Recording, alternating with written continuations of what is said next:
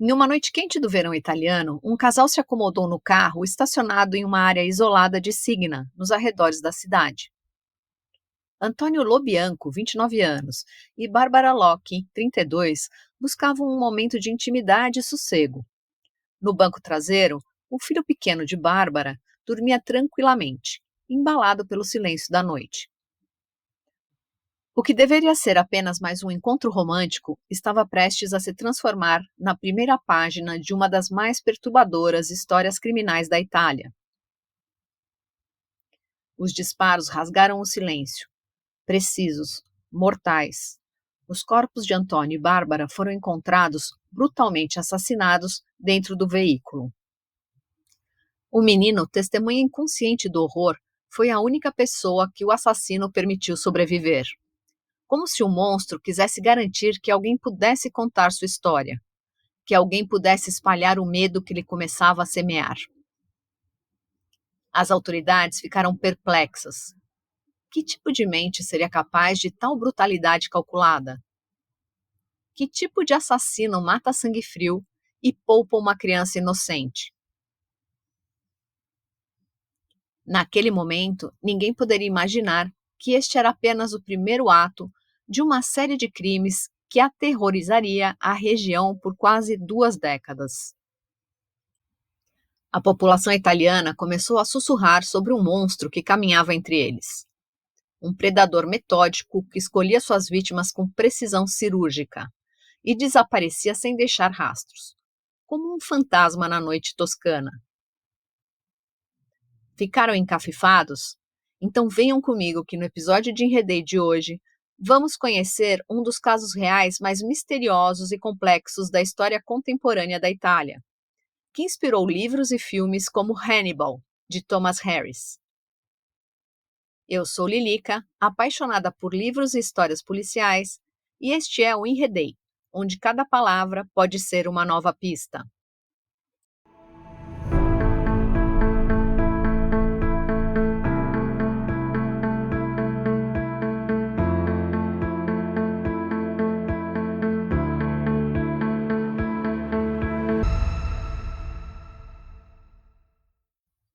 Oi, gente, bem-vindos ao Enredei, o podcast que traz histórias policiais de ficção, adaptadas e narradas em um estilo de true crime, e algumas histórias de crimes reais que podem ter inspirado livros policiais. No episódio de hoje, vamos explorar um dos casos mais célebres e enigmáticos da Itália, a história do monstro de Florença, responsável por uma série de assassinatos brutais que aterrorizou a bela e romântica cidade de Florença, na Itália, por quase 17 anos. Entre 1968 e 1985, um assassino, ou possivelmente um grupo de assassinos, matou 16 pessoas, sempre casais que buscavam momentos de intimidade em áreas isoladas nos arredores da cidade. Dito isso, vamos a alguns recados rápidos. O crime descrito neste episódio é real e não é recomendado para pessoas sensíveis. As informações foram obtidas em diferentes fontes na internet. Vou colocar os principais links consultados na descrição do episódio e no site enredeipodcast.com.br. Recados feitos, bora para a história!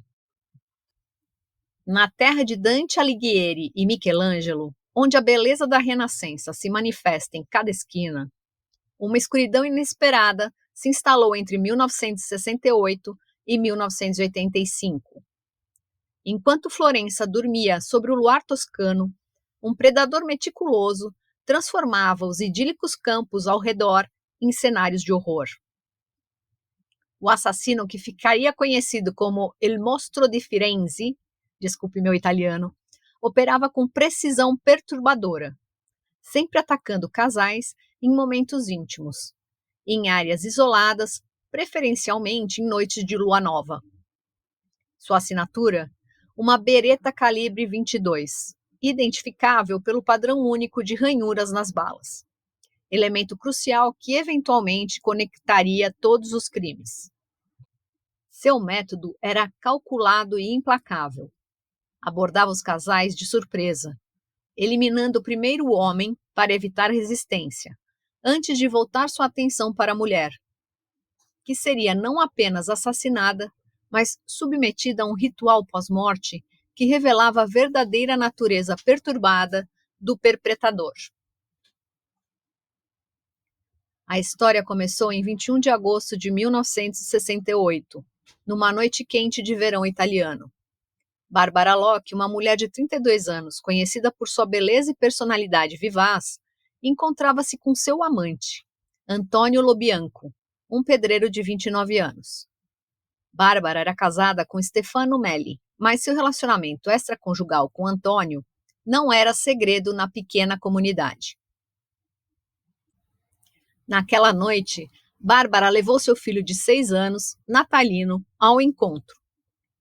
Um detalhe que se tornaria crucial para a investigação. Após irem ao cinema, o casal buscou privacidade, estacionando em um caminho rural em Signa, nos arredores de Florença. Por volta da meia-noite, o que deveria ser um encontro romântico transformou-se em uma tragédia, quando um assassino disparou 8 tiros com uma bereta. Antônio e Bárbara foram atingidos 4 vezes cada um, morrendo instantaneamente. O pequeno Natalino, adormecido no banco traseiro, foi inexplicavelmente poupado. Em um dos aspectos mais intrigantes do caso, o menino relatou ter sido acordado pelos tiros e visto um homem que conhecia, que o carregou até uma casa vizinha. Batendo à porta dos Bettini, ele disse simplesmente: "Abram, sou eu, Natalino. Minha mãe e meu tio estão mortos no carro." As suspeitas rapidamente recaíram sobre Stefano Melli, o marido traído. Os motivos pareciam óbvios: ciúme, infidelidade conhecida da esposa e um relacionamento tumultuado. Durante os interrogatórios, Melli apresentou versões contraditórias dos fatos, finalmente confessando o crime sob intensa pressão policial. Métodos que hoje seriam considerados coercitivos. A confissão continha inconsistências alarmantes. Em diferentes momentos, ele implicou outros homens como cúmplices, incluindo parentes sardos.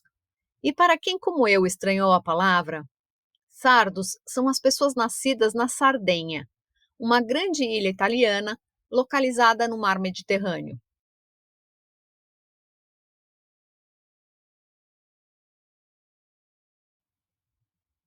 A Sardenha é uma das 20 regiões da Itália e possui uma cultura própria bastante distinta, incluindo seu próprio dialeto.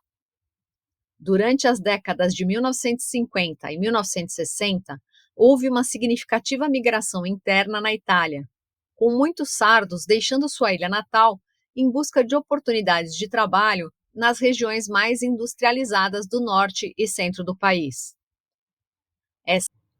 Esta dimensão social e cultural é importante para compreender algumas das dinâmicas de investigação, pois em certos momentos houve até mesmo uma teoria chamada de pista sarda, que sugeria que os assassinatos estariam ligados a códigos de honra e vingança típicos da cultura tradicional da Sardenha.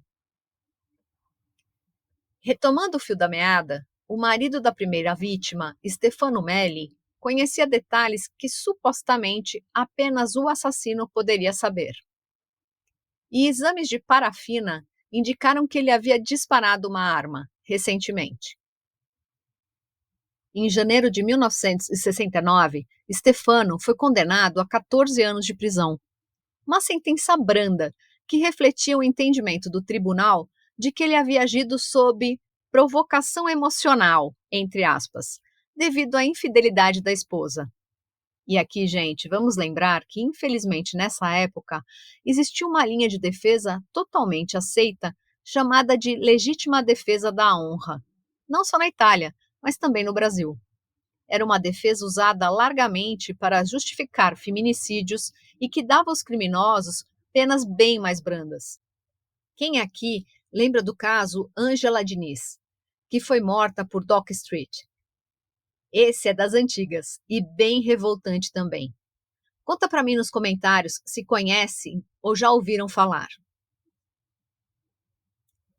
De volta para a história do monstro de Florença, vários elementos, contudo, permaneceram sem explicação. A arma nunca foi encontrada, apesar de Melly alegar tê-la jogado em um rio.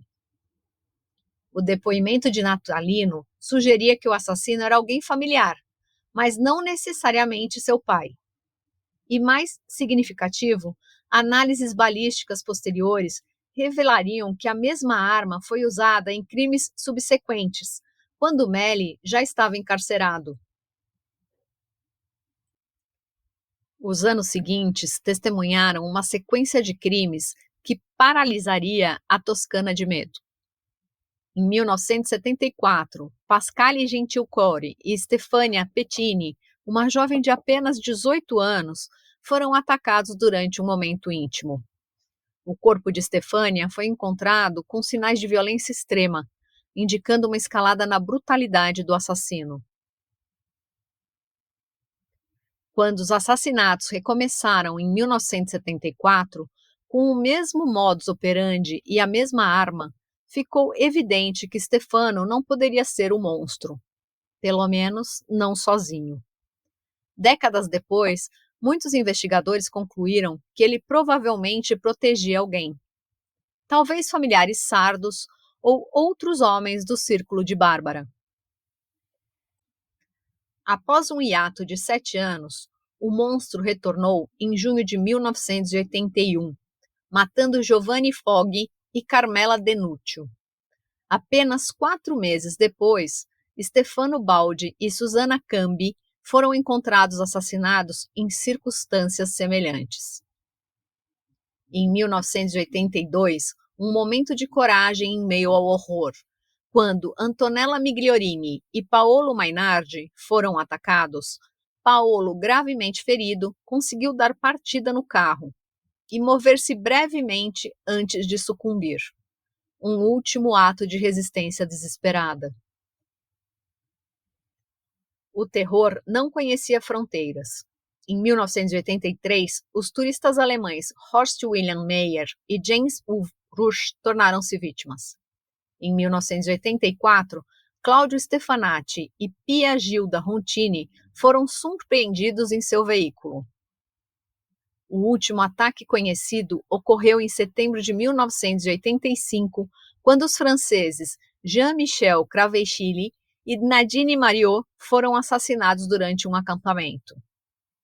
Nadine, uma mulher vibrante de 36 anos, e Jean-Michel, um artesão de 25, encerraram involuntariamente o capítulo de sangue desta história.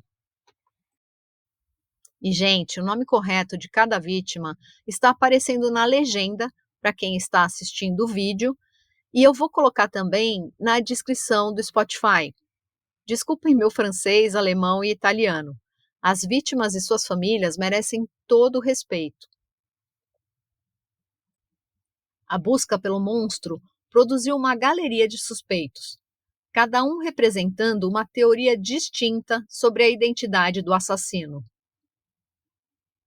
Após descartar Stefano Melli como único responsável pelos assassinatos, as investigações na década de 1980 focaram no chamado Clube da Merenda, um suposto grupo de homens de São Cassiano que se reuniam para assistir a filmes pornográficos e planejar os ataques.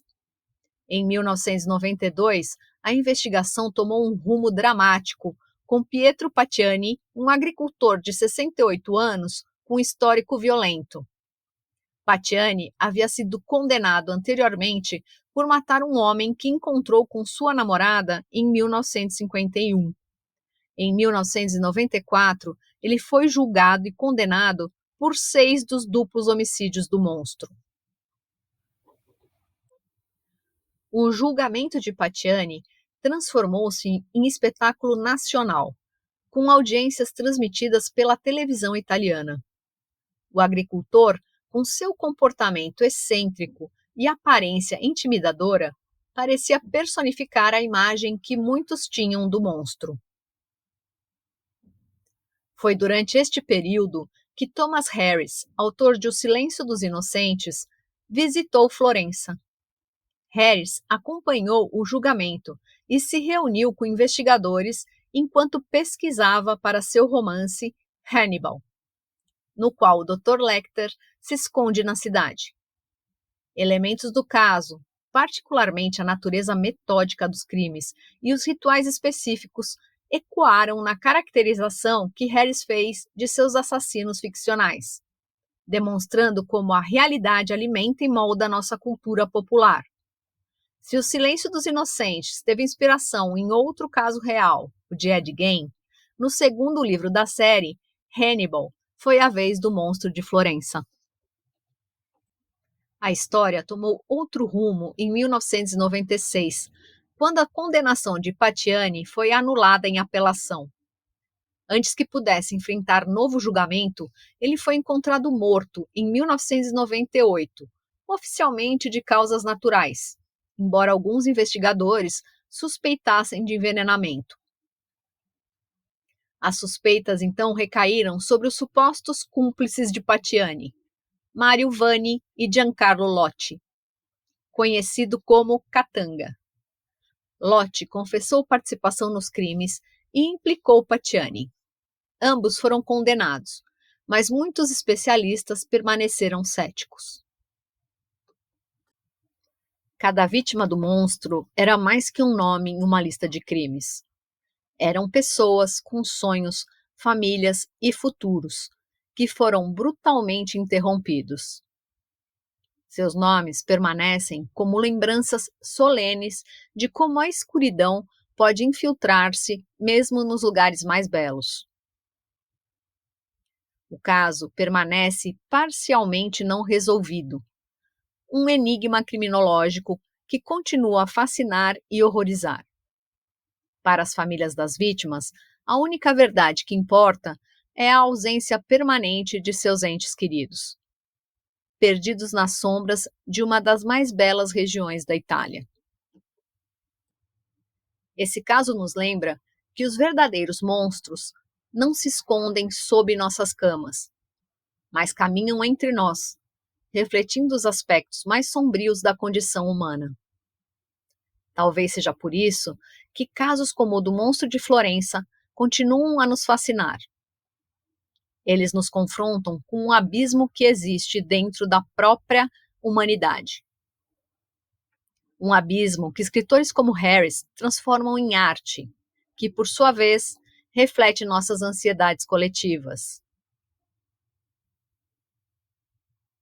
A história do monstro de Florença capturou a imaginação de muitos criadores ao longo dos anos, influenciando significativamente a cultura popular. Vários livros, filmes e séries de televisão foram inspirados por este caso intrigante. O livro mais famoso sobre o caso é The Monster of Florence, de 2008, escrito pelo jornalista italiano Mario Spezzi e pelo autor americano Douglas Preston. Essa obra não ficcional se tornou um best-seller internacional e narra não apenas os crimes, mas também a experiência pessoal de Preston e Spezzi ao investigarem o caso, incluindo como Spezzi foi preso e Preston expulso da Itália durante suas investigações. Thomas Harris, o criador de Hannibal Lecter, foi fortemente influenciado pelo caso. Durante sua pesquisa para o romance Hannibal, em 1999, Harris visitou Florença e incorporou elementos do caso em sua obra. No livro, há referências ao monstro de Florença e o personagem do inspetor Rinaldo Pazzi foi inspirado pelos investigadores reais do caso. No cinema, o filme Hannibal, de 2001, dirigido por Ridley Scott e baseado no livro de Harris, incorpora elementos do caso, embora de forma mais sutil. O filme The Monster of Florence, de 2009, dirigido por Christian Filipella, é uma adaptação mais direta, baseada nos crimes reais. A série de TV italiana Il Mostro di Firenze, de 1986, foi uma das primeiras representações midiáticas do caso. sendo produzida enquanto os crimes ainda estavam frescos na memória coletiva. Em 2018, a série documental The Monster of Florence: Anatomy of a Crime explorou o caso em detalhes. Mais recentemente, o documentário The Monster of Florence: The Truth About Italy's Most Infamous Serial Killer Case, de 2021, trouxe novas perspectivas sobre o caso, entrevistando investigadores originais e familiares das vítimas. Em Florença, cidade de beleza incomparável, a sombra do monstro permanece. Um lembrete de que, mesmo nos lugares mais sublimes, os pesadelos mais terríveis podem ganhar vida. E você, já conhecia a história do monstro de Florença? Já leu ou assistiu Hannibal? O que achou? Conta para mim nos comentários o que achou dessa história arrepiante que abalou a Itália por quase 2 décadas.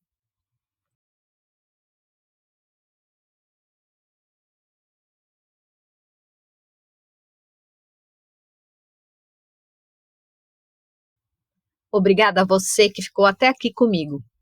Espero que você tenha gostado de se enredar na história de hoje. Continuaremos nossa jornada descobrindo pistas e desvendando mais sobre os personagens enigmáticos que são a marca registrada dos romances policiais nos próximos episódios de Enredei. Lembrem-se que este é um caso real e mundialmente conhecido sobre o monstro de Florença. Existem diferentes fontes e variações sobre os acontecimentos, mas os detalhes do crime e o julgamento mantêm as informações similares. Mande seus comentários, pensamentos e sugestões. Conto com vocês para me ajudar a manter a qualidade e a relevância do podcast e garantir que o conteúdo seja sempre interessante para vocês. Se você gostou do episódio de hoje, por favor, compartilhe com seus amigos, poste nas suas redes sociais ou envie-o diretamente para eles. E não se esqueça de seguir o podcast em sua plataforma preferida e ativar as notificações para saber sobre os novos episódios. Se puder, também avalie e apoie através do Apoia-se. Link no site do Enredei Podcast e na bio, para que eu possa trazer episódios com mais frequência e comece a criar conteúdos exclusivos. Obrigada a todos que ouvem e apoiam o Enredei. Sem vocês, isso não seria possível. Cuidem-se e até a próxima história!